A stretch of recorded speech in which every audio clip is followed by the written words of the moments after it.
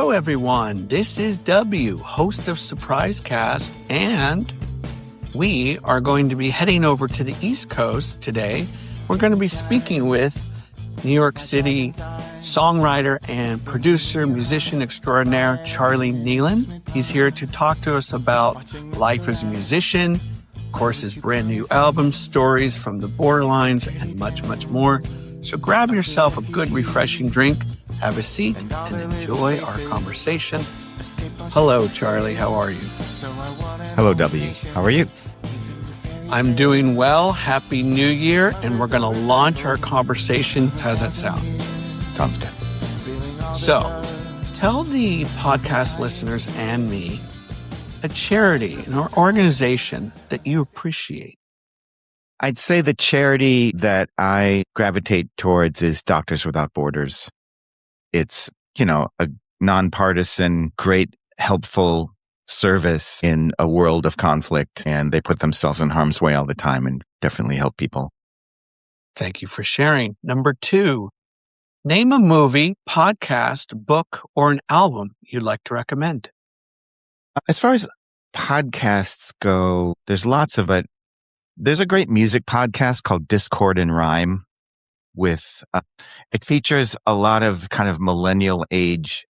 They have a group of like 4 people or 5 people who usually contribute maybe 3 or 4 at a time to each podcast. And they do an album length song by song examination. That's just really entertaining. Like my girlfriend and I often drive back and forth to Virginia. I'm in New Jersey, right next to New York City. You can actually see it out of the window. But I'm in the New York City area. And so we listen to that podcast a lot. They'll cover one album for like 3 hours. It's like super interesting. 2 hours at least. Sounds like I have some homework to do. They're really good. They're very enthusiastic, and I don't always agree with them, but they are, a podcast is all about chemistry between the people, and they have good chemistry. It's fun. Thank you for sharing. Number 3, what is your favorite sport to watch and why? I really don't watch sports very much. I guess I watch the Olympics because I usually end up watching like either like some skiing or some skating if it's Winter Olympics, or I watch some track and field if it's Summer Olympics. I don't know. I don't watch regular sports very much. Just that's not me. And I believe the Winter Olympics are just around the corner. I have heard that. Super excited. Number 4, what is the name of a restaurant you enjoy attending?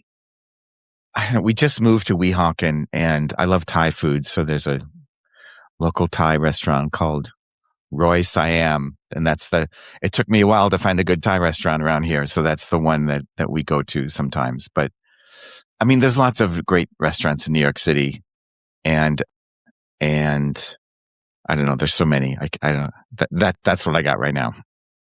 Last one. What concert in recent memory blew your socks off and why? Boy, I went to several this fall that were really exciting. I went to 9 Inch Nails. They had a big tour this year, and I kind of decided at the last minute. I did one of those things where I went to StubHub the day of the show and started trolling for tickets. Like I just was waiting. The prices were just dropping as the day went down, and it like by 5:30, some became available. They were like must have been worth hundreds of dollars, but they were, under $70. So me and my friend Corey went, and wow, what a great show! And they had that amazing drummer who just left the Foo Fighters. I've been a fan of 9 Inch Nails, and I saw them at the first Lollapalooza in 1991. And that's what really got me. And then, of course, I followed them through the years of Downward Spiral. And a friend of mine became a part of their touring band, and I got to go backstage, and it was really exciting. As Charlie Clouser, somebody I went to college with, he played drums and keyboards with the band on tour. But I just haven't followed them a lot in the past like 10, 15 years. So it was really exciting to see them. And wow, his voice is just so great. And the arrangements were amazing. And they still had Robin Thicke in the band. And it's great to hear somebody persist with their vision and still progress and there's just that mix of really intense texture and energy that's so rock and roll, but also there's this like ethereal thing that's in Nine Inch Nails music that balances it out, and it's really melodic and great hooks, and it was just a great show. That is excellent to hear. I'll be seeing Nine Inch Nails in San Francisco March 15th. Oh, you're going to love Super it. excited. My brother went to the last time they came here last year in Oakland, and I missed it. And he goes, "You missed one of the greatest shows ever." It's very powerful. Yeah. Yeah, I love that band.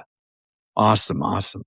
Well, thank you for answering the lightning round questions. We're going to move the needle to the next groove, if you will. I have a quote for you here, Charlie, and it's by a gentleman you might know of, John Lennon. This is what he says: "I regret profoundly that I was not an American and not born in Greenwich Village. It might be dying, and there might be a lot of dirt in the air you breathe. But this is where it's happening. It doesn't have to be Greenwich Village, but tell us a little bit more about the vibe. What's happening in New York City right now? What are you feeling?" I mean, I moved here after college. I kind of followed actually that person I just referenced before. His name is Charlie Clouser.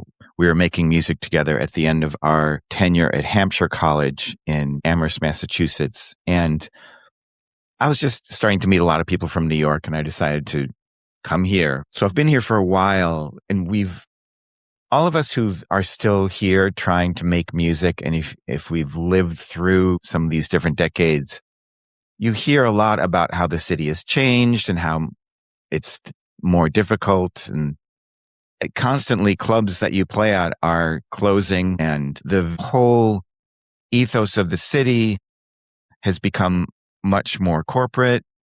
But still, within all of that, you can still find people who are here to do creative things and combine that energy with other people. And I'm part of a couple different performance series that like kind of help widen my circle of as opposed to just being a solo artist or a producer. I'm part of a thing called the Bushwick Book Club, and a book is chosen by the person who runs it for each event, and we all read the book and write a song inspired by the book and then perform it at a show, usually within a few weeks of getting the book. And I've done that. I kind of co-produced it for a while, so I was doing every show, and it really taught me a lot about first just all the different kinds of points of view that people have when you give them something to react to,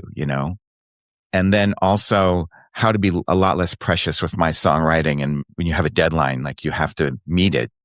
You said you're going to be standing on that stage on that day, and it's instead of hand-wringing over what you're going to write, you start finding ways to open yourself up to your voice and just move forward, and that's been a really valuable lesson, and it's helped me write more personal songs that have more of a connection to what's going on in my life at the same time as, my sense of identity and ideas that I think of myself representing, that you also have to just look around at something that's happening around you and include that in the song. And it creates this kind of friction that gives the song a place and time. But that's an incredibly creative set of people. And I'm also performing in this thing called the Losers Lounge. And that's a performance series run by this wonderful man named Joe McGinty. And it's based out of the Public Theater in Greenwich Village. And it's basically it's covers. They pick a different artist to represent for each show, or maybe sometimes a couple of artists. The first one I did was Peter Gabriel versus Phil Collins was the event.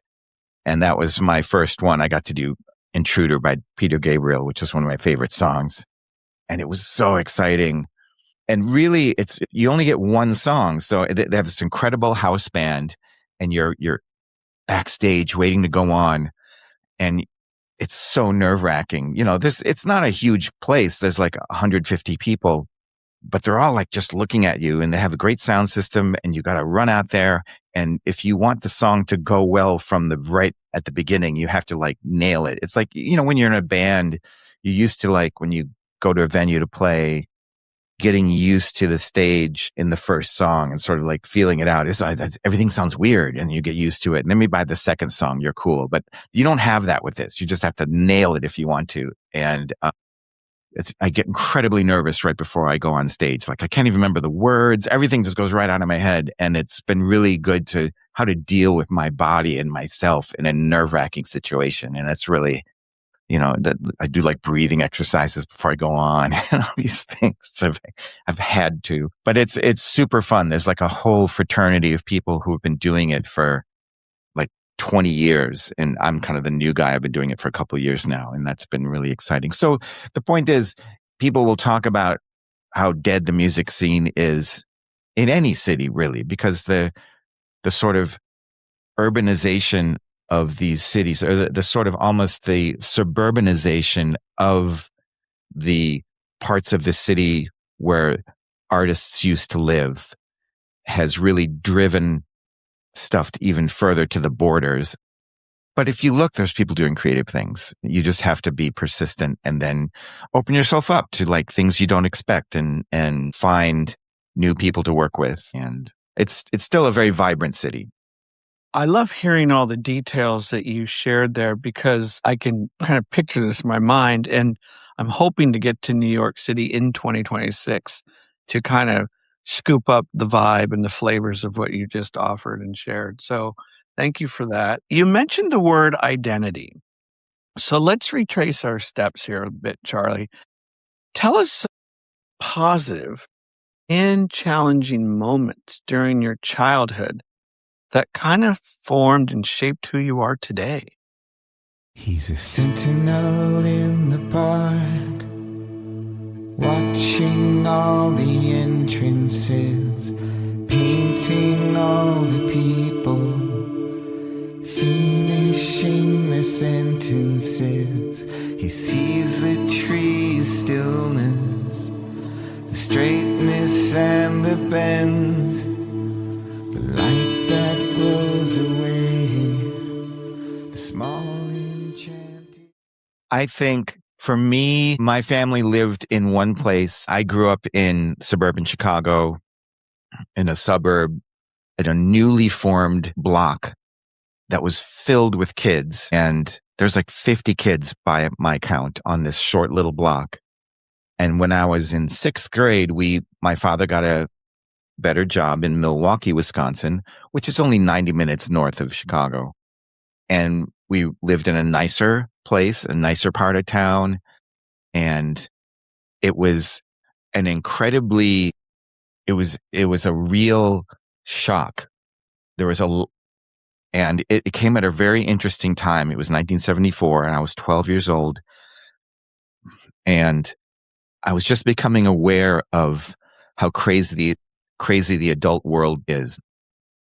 The whole Watergate thing was like boiling over, and Nixon resigned that summer. But at the same time, I was going from having developed my music taste via my parents' records to finding my own bands that I loved on the radio. And then when we moved to Milwaukee, I had an older neighbor who introduced me to David Bowie and Emerson, Lake and Palmer and Yes, and a bunch of like cool older kids music that for me I developed a sort of internal world around music. I was already developing it, but because I went from one place to another, and it was just at that right age where music was not only a solace for a crazy world, it was also opened a way of understanding myself in the world, kind of. And I didn't play an instrument. I started playing trumpet, I think that next year in the junior high band, middle school it was called. But it was very quickly, I started playing the bass, and then I got into a band in high school. And so it was that era it still holds a really strong pull for me. I love radio. I have this collection. Recently, we moved here and I found this collection of chart surveys from 1973 when I started listening to AM radio, and this record store in downtown Mont Prospect in Chicago had these each week they had the top 40, and I started really following it. And I thought these were gone. And when we moved, I found a box with this stuff in it. And I went in, I started creating these playlists on the streaming services of my favorite songs from these lists. Cause there's the obvious things, but when you look, it's everything from, I think that's what was so interesting about the top 40 in that era. It was so eclectic. It had like great R&B type songs and Stevie Wonder and Lou Reed, Walk on the Wild Side was alongside the Carpenters, which is alongside Carly Simon, which was alongside Frankenstein by Edgar Winter Group. It was all these crazy different things in the top 40 at once. And to me, it was all just music. And I think that's contributed to my sense of genre.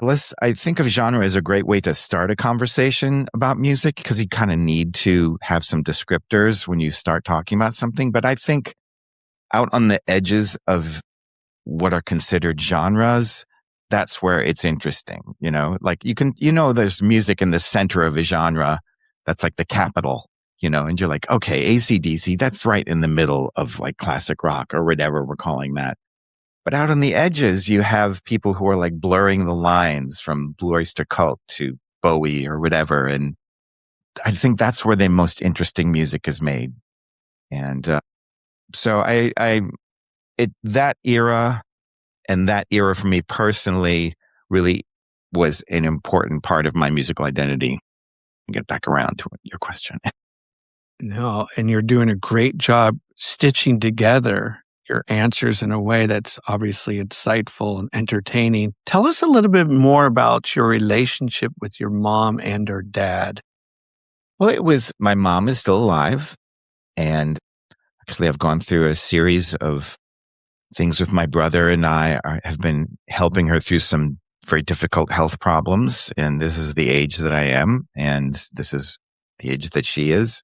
She's doing well right now. And so, but she was always very supportive of my musical interest. When I said I wanted a bass for Christmas when I was 13, I was 15. They got me the bass that I from this local music store, like a cheap bass. And later I got my first nice instrument, a white Rickenbacker. And they were always supportive in a way. I mean, of course they had that parental, like, you should have something to fall back on. You should go to college thing. But when I chose Hampshire College, Hampshire College is an alternative school where you create your own curriculum, basically.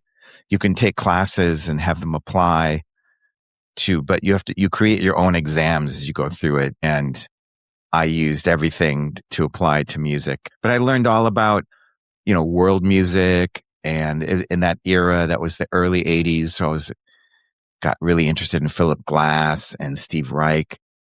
So I'm sorry, the question is, my mom and dad. So I don't know, my family has gone through all sorts of trials, and my dad became ill and then was sort of housebound for 15, 20 years. And he went from being this very charismatic person to kind of a shut-in, but he became a very sweet person too. And he died in 2015, and that had a big effect on me. There was things that he deprived himself of, friendships and sort of dreams.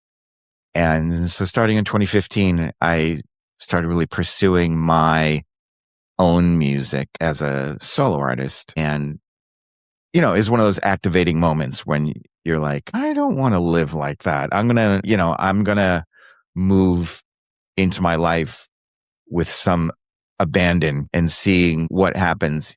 and even if it means not playing it safe. So they've both had a huge influence on me, and I'm glad my mom is still alive. She's a wonderful person. Tell the listeners and me an attribute, a trait, if you will, that you've acquired from mom and or dad that helps you in any way in the work that you do as a musician. I think my mom I've inherited this sort of conversational style from my mom. I will, like, if someone asks me a question, if we're in a restaurant and they're like, the waiter says something, I'm always like, Trina, my girlfriend, always jokes, I'm always like, well, I was born in 1962. I tend to like jump back in time and maybe over inform. But she's very sweet. It's like when we go out, she'll talk to strangers and just be really open to other people. And my dad knew how to really focus on what he loved, and that's something that I definitely got from him. Before we move into this brand new album, you mentioned David Bowie. And for the many interviews that I've done with artists, musicians around the world, his name has come up time and time again. I bet. I'm always fascinated to get different answers as to why Bowie has such an impact on them. So if you wouldn't mind, Charlie, sharing with us what Bowie's music or just him as a person meant and means to you.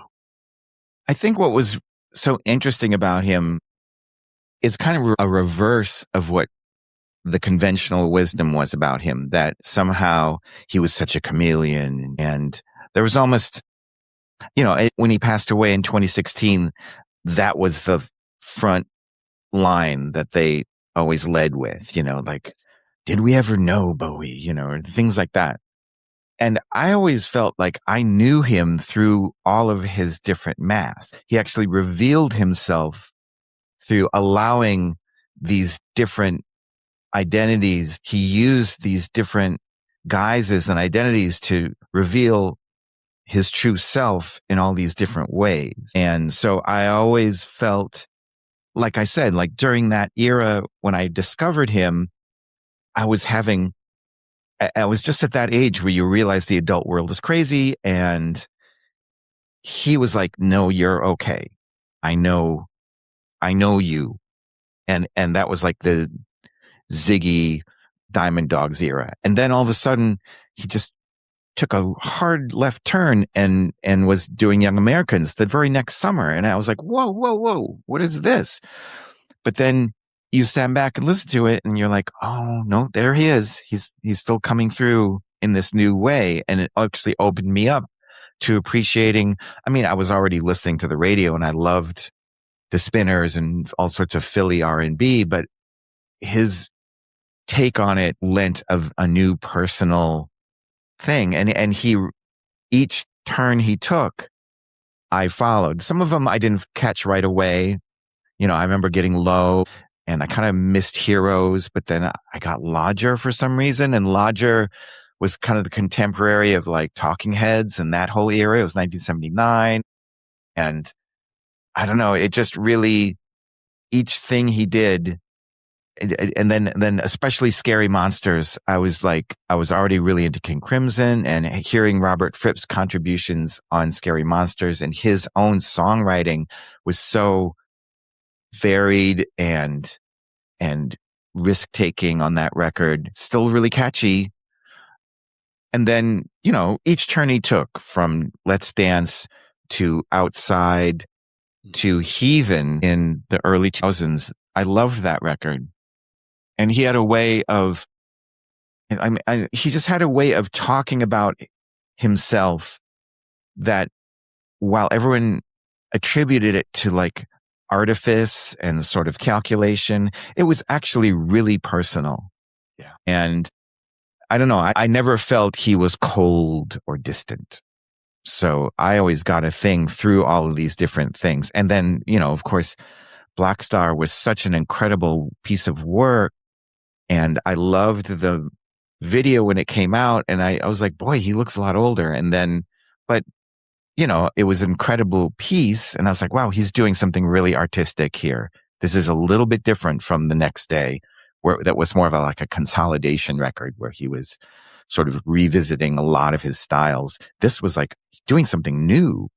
And then the album comes out, and then 2 days later, he passes away. And just that whole idea of him devoting his last breaths and his last year of life to new work to share with everyone. He could have easily pulled in, been private, died in the arms of his family, which I guess he did anyway. But doing that was such an act of generosity that it was such a heartfelt thing to do. So again, he was an artist with heart in a way that I think he doesn't always get credit for. Cash girl, suffer me, I've got no enemies, I'm walking down. It's nothing to me, it's nothing to see. If I'll never see the English evergreens I'm running to, it's nothing to me. It's nothing. Your articulation and shared feelings about his impact on you, I've never heard someone kind of address it that way in terms of you saying is personal. And I'm sure you appreciate it, and many of the podcast listeners can appreciate as well, is that as you take a dive into his work, it really is an exploration of so many things, and always learning, whether it be lyrics, instrumentation, hell, just read the liner notes and you're like, oh shit, I didn't know that. So yeah, just incredibly missed artist. And you had mentioned kind of this unconventional approach, and then I think that's going to segue beautifully into this next part of the conversation. This is your new album, Stories from the Borderlines. How are you feeling that the album has been out for a little bit, and what kind of responses have you been receiving from fans, people that you may know of? I've been having really interesting conversations with people, and I've been performing the material with a band. And I mean, I've been in bands over the years. Usually I was in a band with my ex-wife called Her Vanished Grace for about 25 years from the late 80s through the early 2010s. And I've been in a band with Susan Huang. I'm in a duo with her. She runs the Bushwick Book Club. So I've always been like the other singer. I get to sing my own songs, but I'm also sharing the stage with a very magnetic person who is basically the front person. That's always just because I always had to play and so I create arrangements and be the foundation as well as standing there and performing and singing. And this thing of being the front person for a band is new to me. It kind of I started doing it in maybe 2016 when I put out my first solo album, and I didn't really put a band together to do it until like a couple of years ago. And then there's some family things that happened. And so it's really this year that I've really focused in on getting this band together. And I'm playing with a wonderful drummer named Billy Luce, who I've been playing with since Her Vanished Grace. He played in that band, so I've known him for 20 years. Another guy named Dan Mackesy, I've been doing interesting guitar work with in a couple different projects for over the years. And then some new people. And it's been really exciting. And I think singing in Loser's Lounge and some other stuff like that I've kind of discovered my own, seeing that I'm a vehicle for something. Yes. And feeling comfortable sharing that in a performance situation and for a whole set, that was all new to me. And so I've been getting really good feedback from people, and there's been some great reviews of the album. And, you put something like this together and you just don't know how it's going to land. And I appreciate that. I don't expect people to all know how to react to it. I try to mix sort of free association in with real specific ideas that I want to write about. So I want there to be room for interpretation for somebody who's hearing the song for the first time to sort of like have their own idea of what I was talking about. There's a review that just came out today where they had interpretations of every song. They really went track by track in the review, and none of it was what I would have thought. Wow. Almost everything was like just there. They had a completely different interpretation, and I love that. It's like I think people always talk about what songs mean, and I don't know if songs mean something exactly. I mean, I think any art, and the art that I like has a space in it for people to project their own thing. And even if you do mean something, someone's going to interpret it how they feel that day or what they've been through in their life and bring something new to it. So everybody projects their own thing onto this stuff. And I also want to create a thing where you hear new stuff when you listen to it multiple times. And that experience, that's my most valued songs, that I listen to. And so if you put things in the arrangements that you don't notice right away, that develop throughout the song, that a new part that comes in for the second chorus, or you create a melody that is actually referred to again later on an instrument that you sang earlier, things like that you don't hear consciously, but they create an experience with the song, with the listener, where they create a story.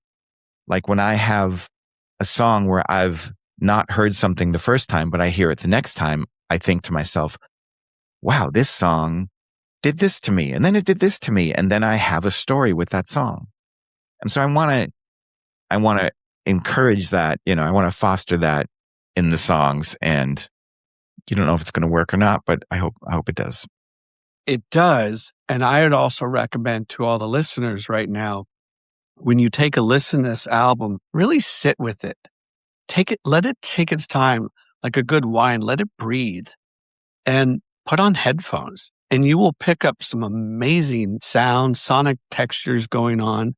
And it starts with the first track, Cease to Turn. I feel like that kind of really sets the table of this tune that offers itself in a way that is artistic. It's a lot of moving parts going on. And it kind of has this Willy Wonka feel to me, like, where are we going with this? But it's fun.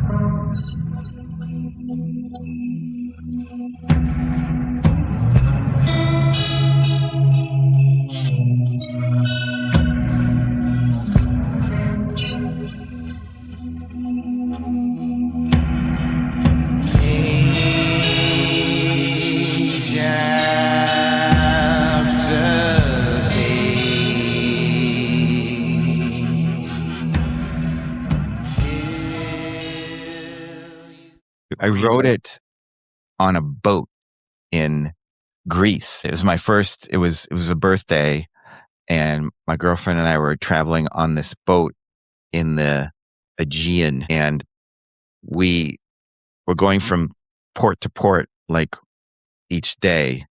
And I brought a laptop with a little tiny keyboard.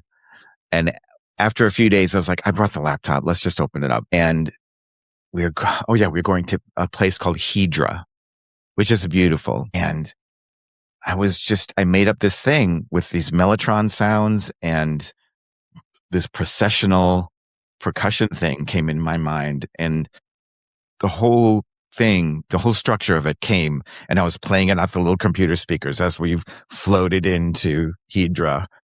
And I always remember that. And everyone we were sharing it with like 3 other couples were on this boat, and the crew. There's a small boat in little tiny quarters for all of us. I enjoyed it, but I don't need to do that again. It was great. But it really, I love that the song like had its birth like that. And then later I kind of combined it with this book by Alan Watts called The Way of Zen. And it just became this like opening statement for the record, kind of. I didn't think of it when it was being written, but when I was putting it together, it's like, okay, I have to start with this. The song has flavors and kind of shards of Dead Can Dance to me, and a little of that Robin Guthrie shimmering guitar work. That was what I really noticed. I'm like, okay, now where we're going. I'm loving this. It's awesome stuff. You got me there. I'm a huge fan of Cocteau Twins. Okay. And Dead Can Dance too. So as we get deeper into this album, I want to read a couple quotes to you, Charlie, from this book called The Creative Act, A Way of Being, written by the legendary producer Rick Rubin. And the first quote I want to read to you comes from the chapter called Craft. And in your response, I'd like you to think about how any of these songs relate to the question in the quote here.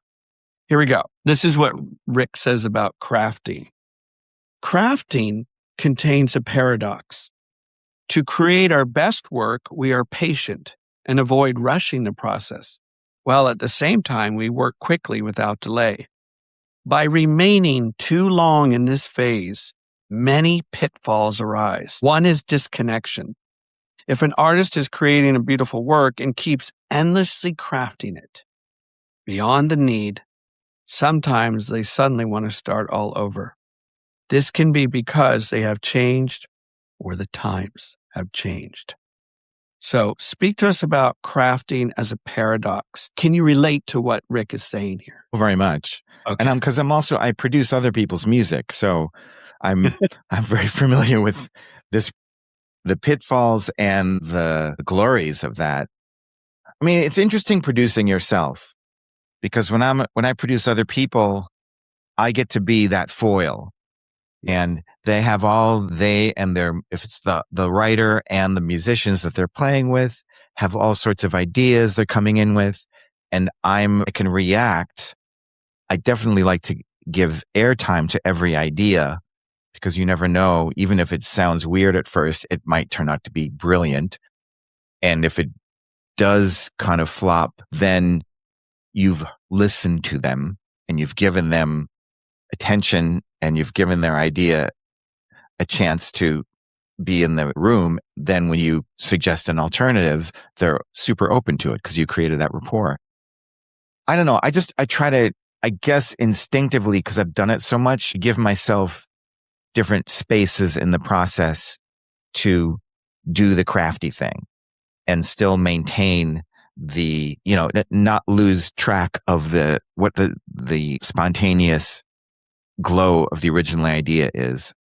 For instance, on this record, I played a guitar against a programmed drum idea for each song, just as kind of a skeletal drum idea. A lot of the songs I'd already played with Billy, but I gave him a chance to hear how I was structuring it. We recorded him, then I started layering in guitars. The songs start coming together, because I don't always know exactly what the guitar, I have an idea of what the guitar layers and the keyboard layers are that kind of hold it together. And then I would just let my ears hear it over the course of a few weeks or months and think about it, even when I'm doing something like washing dishes or something, or taking a plane. I was going back and forth when my mom was ill on the plane, and I would listen to them, and I started just writing down ideas that would be interesting to try. Like, what would be another layer to give that chance for someone to hear when they over multiple listens? That was kind of my guiding thing. Like, let's add some other details that creates more character to these stories. And about half the time you'd try it and you'd be like, nope, doesn't need it. And then the other half of the time you'd be like, oh my God, like the harmonies in Shame, like at the end of the song, Shame, I don't know, I had put a note in there, I was thinking of the song Boys Keep Swinging by Bowie, how he has this choir of sassy Bowies like answering him when he's with his like crazy lead vocal. And then he has this choir of Bowie backup vocals. And it's like, I should try that somewhere in Shame. And finally, it was pretty late in the process. I went in there and I was like, let me just try it. And I laid down those 3 part harmonies just one at a time, answering the lead vocal just with the word shame. And I was like, oh my God, this makes the song. It was so exciting. It was one of those moments when and I always picture that when I listen to the song, when I was standing there singing like the really high harmony and the really low harmony. It was really fun. But so you have to can't lose that sense of fun that he's talking about. But a lot of times the layering process can really yield it. Other times you start changing stuff that doesn't need changing. And I think the trick is to have the taste developed to know when you try an idea and it's not working, to back off and go like, okay, no, let's try something else. Can I read some lyrics to you from Your Perfect Fit for My Misinformed Rage, scanning down the page, dancing on the stage, waiting to be replaced in this catastrophizing space. This is a total compliment. When I first heard the song, I was getting vibes of Bowie and I was getting vibes of Trent Reznor. That bum, Nice. And that wonderful, just kind of a little bit herky-jerky electronic feel to it. And then the lyrics came in and I was thinking, boy, he's on to something here in terms of what he's trying to capture. So for this song and or other songs, did the lyrics come naturally? Did it kind of flow out of you like an open faucet, or did you struggle? This one was not a struggle. Okay. Some of them I definitely takes time and letting it go and returning to it and stuff. This was a song I did write for Bushwick Book Club, and the book we were doing was called When Brooklyn Was Queer by Hugh, can't remember his last name, and Hugh Myers. And it was a really interesting history of being gay in Brooklyn, and talked about how there was a whole scene on the waterfront of Brooklyn in the 60s of like clubs, like drag shows, male and female drag, that cis people would go to. It was, some of it was like a hookup scene for men, but the word homosexual hadn't been coined yet, or at least it hadn't come into use. And it was just kind of like, ew, stuff men do, kind of like, they kind of like ignored just let the men do what they did in the back rooms. And then they would have these shows. And then when Freud started using it and it came into the parlance, they made a jail and started putting gay people in jail. And right there on the waterfront, right in Brooklyn, they had a big jail for gay people. And it was like, that really struck me. At the same time, I discovered this YouTube series called ContraPoints by this trans woman named Natalie Wynn. And she does these amazing cultural critiques, like are really entertaining. And she did a whole thing about incel culture in a way that was like sympathetic and critical. And I don't know, both of those things became the driver for this song. And, we live in this culture where people, everyone's favorite show was RuPaul's Drag Race. It was like pop culture excitement, but then we're totally ready to take away all trans people's civil rights, So we have this like really mixed message of, despising what we're most titillated by. Yeah.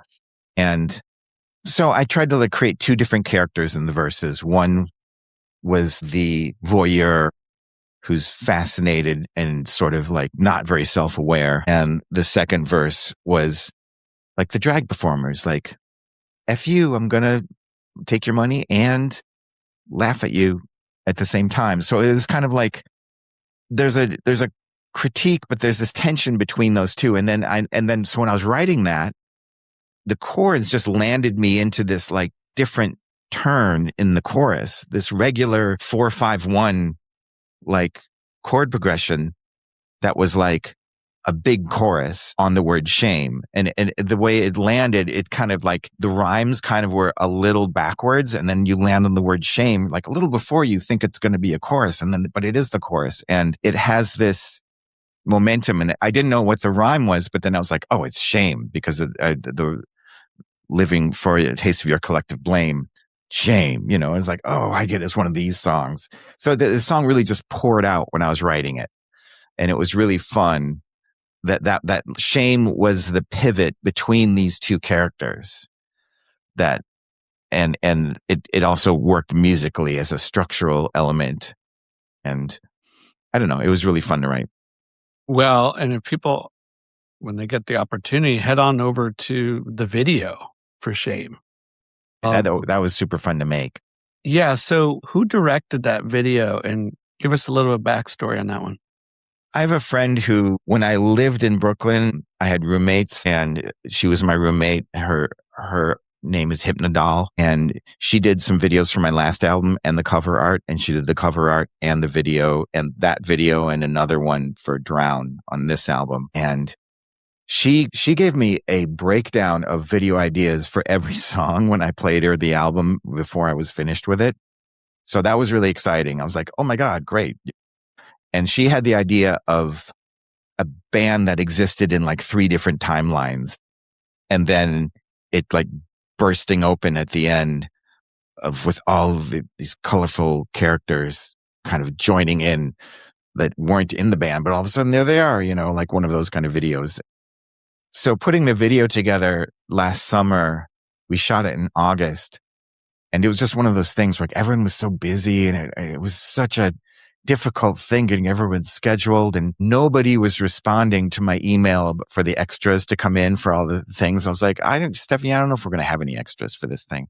And all of a sudden, in like the 48 hours before the video shoot, all these people were like, no, I can make it. So all these people came in, but it was really fun to do. She had this idea of like a band from the early 60s, a band from the mid 60s, and a glam Roxy music kind of band from the 70s. So as far as looks go, so we played with looks. We shot it all really quickly at my recording studio. It's like very homemade, but it's also really kinetic and really exciting, because she's great at editing. And yeah.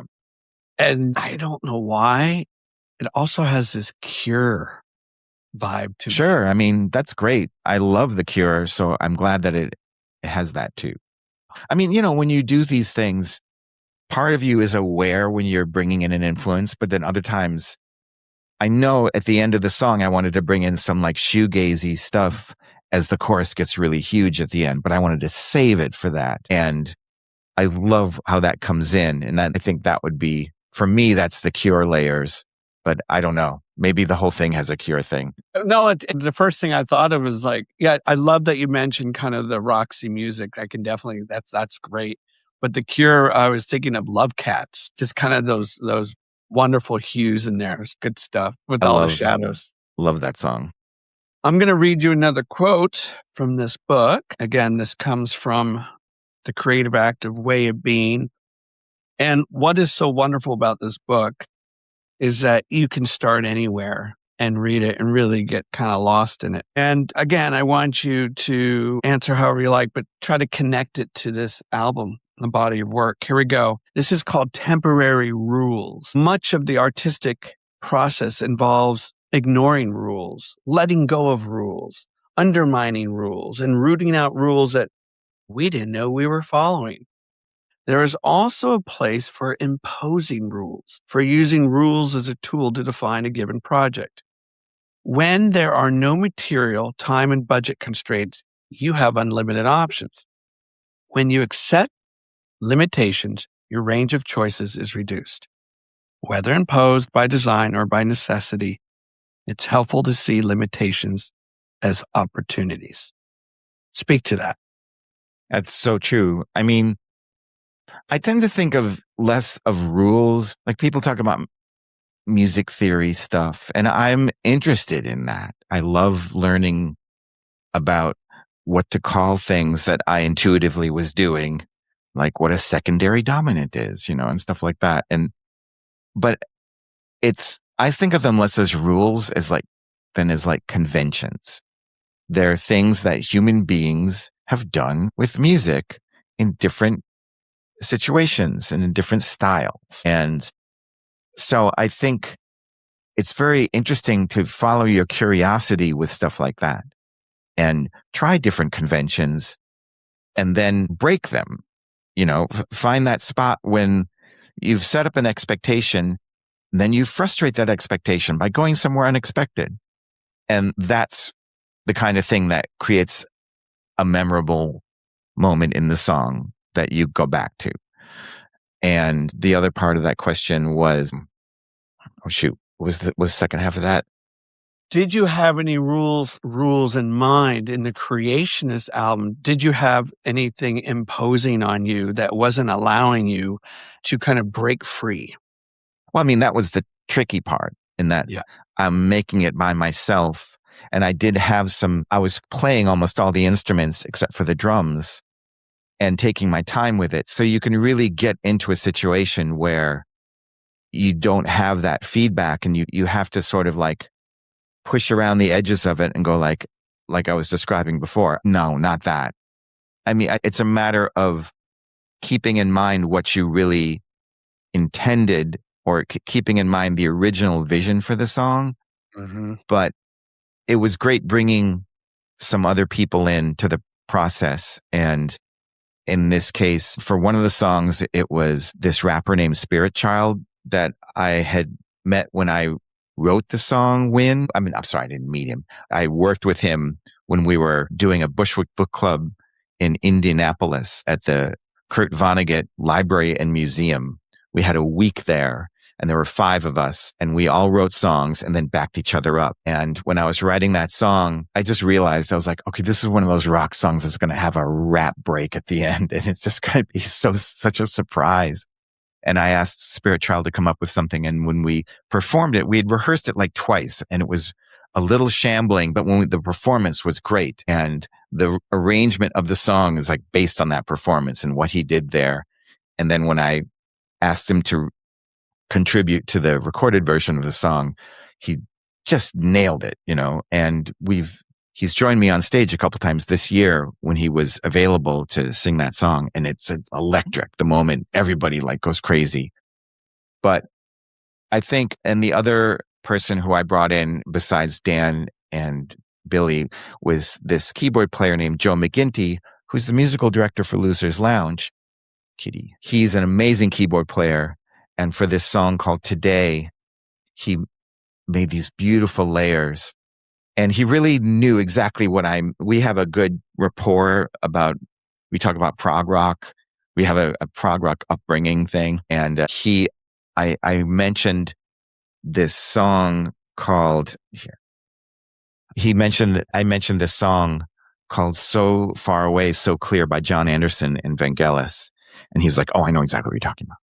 And he just made these beautiful Vangelis-like layers, like Blade Runner or something. It was a beautiful 80s synth, used all his vintage keyboards. And so it's good to know when to let in somebody else's rules, somebody else's conventions. And that was really I'm going to read some kind of quick reviews here. Big Takeover magazine says, a restless atmosphere that's reinforced by brightly winding guitar lines and Nieland's heartfelt vocals as he sings socio-politically steeped lyrics. Here's another one from the Spill magazine.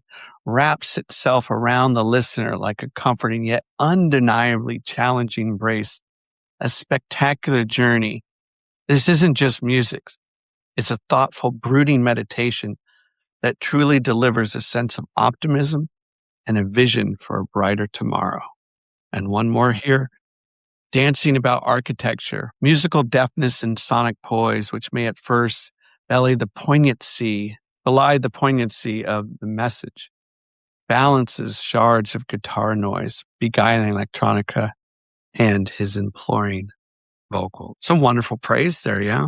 Yeah, those were nice. It's really nice when somebody writes something that's truly their own reaction. That's really original, and I think, the idea of balance is really part of this. Like I've described, try to create a balance between the expected and the unexpected. So makes the song dig in deeper. And I think I have a sense of even the song Win is about this. And this is in a lot of the songs that we have this identity we've created for ourselves completely in relation to everybody else's identity. And we think of ourselves as having this inner world of like, I am an inside, and in here I'm this, and out there is the rest of that. And it's a dualistic kind of world that is, I think it's a part of the evolutionary imperative of just that's how we got off the savannah and how we survived by creating these identities and these sense of self, and helped us be creative and make better spears and whatever, I don't know. But Buddhism brings this idea of self-illusion. And there's a great podcast that I heard about this that was an episode that was a really big influence on this whole record. But the idea is that this is completely created. This idea that we are all these separate selves is actually an illusion if you step back enough to see that we're all this part of this wave of energy, and this kind of creating of these identities that we believe other people have something. It creates this kind of corrosive blame that these other selves are acting freely out there doing stuff to us, when it's actually an illusion. It breaks the flow state, and selflessness is the solvent for this. And it's hard to get to because this is such a deeply held thing that we all have. But it's a practice, just like meditation. It's like, bring your mind back to it. You can't always stay with it, but bring your mind back to the idea that I might be imagining the difference between these separate people. And even the people who I violently disagree with, they're human beings. And I think they're misreading the situation terribly. And we're in a world where like this has become this kind of cruelty and callousness is now being weaponized for gain and for power. And we're all unwitting pawns in this thing. But we see something like what's going on in Minnesota, in Minneapolis, people who are just caring for each other, just dropping that identity, like helping each other to keep from being abducted or whatever. They're totally dropping their self-protection. And that idea of letting those guards go, letting those guards down, is the only way we will get to the next thing. I mean, any kind of, sorry, I'm just going on and on, but trouble is what brings us to the next phase of our lives. And we want to avoid it. We want to avoid difficulty. We want to just be happy. But at the same time, these terrible truths and confrontations that we create as human beings with each other bring us into a phase of finding out what the next thing is that we can do to make life better. And it doesn't seem like it while we're doing it, but we know that from our own lives. It happens all the time. We go through these difficult times. We're like, I just don't want to do this. I don't want to deal with this. But once we go through it, we learn a new set of tools that helps us solve things. And I don't know. I think we're in the middle of a very difficult phase of that, but the difficulty will lead to something good. So if somebody got that from that review, that it was like, that there was something positive amidst all this darkness, that's kind of the landscape of the music too. It has trying to put a glow in there in the middle of some dark times, And this beautiful terrain to walk on as a listener and to experience how you kind of put all these 11 songs together it really is a fabulous album in terms of what we had mentioned earlier. And what this reviewer had said, I would also like to add that what is compelling about the album is, without beating you over the head, it encourages the listener to go inside themselves in a way that, yes, there is darkness there. And that's why I said sit with it. But underneath that blanket, there's incredible warmth there. There is that light that's breaking through. And these songs will shape and mold you in different times, in different ways, in different experiences. So it's a hats off to you. Real quickly, tell us what is coming down the line for you for the rest of the year. Well, I'm booking shows for my band. Booking shows as an original band in a city is like more difficult than ever. I've heard. So learning about that again. I mean, I've done it before, but now here I am as a solo act doing it. So I'm putting nights together with people that I've met at Losers Lounge with their bands. So you kind of have to put a whole night together. You can't just get a show at a club anymore. You have to bring a night. So that's been really fun to create these allies with other artists that I've either worked with or that I'm just getting to know. And so that's really exciting. And I have a show booked in Brooklyn in March 7th, and I have a show booked here in Hoboken, New Jersey, because I play guitar with this great artist named Karen Cool. So I've been playing with her at various New Jersey clubs and getting to know the New Jersey music scene. And I love being a New Jersey musician. It's just as much as being a NYC musician. So it's great to have my first New Jersey show at the James Mastros's club, 405 club, the 504 club in Hoboken. That's in April. And I have singing with Losers Lounge. I'm going to be singing REM in February. And so I'm just going to try to keep getting shows and producing people. And I have a thing that I'm working on, a YouTube series that's kind of languishing. I made one episode, but I'm going to keep working on it, about how to create tension and release in your music in a way that's not like genre specific, but just how to, kind of the stuff I touched on in this interview, how to create a story between you and your listener with stuff that you don't hear right away. And it'll deal with songwriting, music, and songwriting, musicianship, and production. And so I have a lot of notes about that. So I'm going to try to figure out how to make separate episodes out of it all. That's going to be interesting.